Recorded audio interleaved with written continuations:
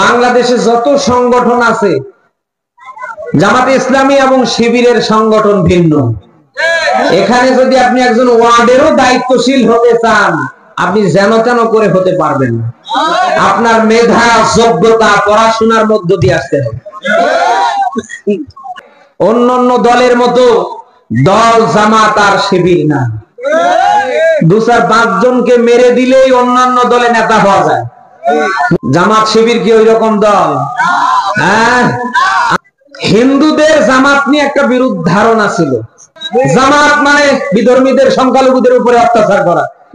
কিন্তু এখন 5 তারিখের পর থেকে এখন পর্যন্ত জামাতের কর্মকাণ্ড দেখে হিন্দুরা ঐক্যবদ্ধ হয়ে বলছে, জামাত যদি আগামীর বাংলায় ক্ষমতায় আসে, জামাতি ইসলামী যদি আগামীর বাংলাদেশ গঠন করে, মায়ের কোলে সন্তান যেভাবে নিরাপদ থাকে, আমরা সংখ্যালঘু যারা এদেশের রাষ্ট্রের কাছে ওই রকম নিরাপদ থাকতে পারবে।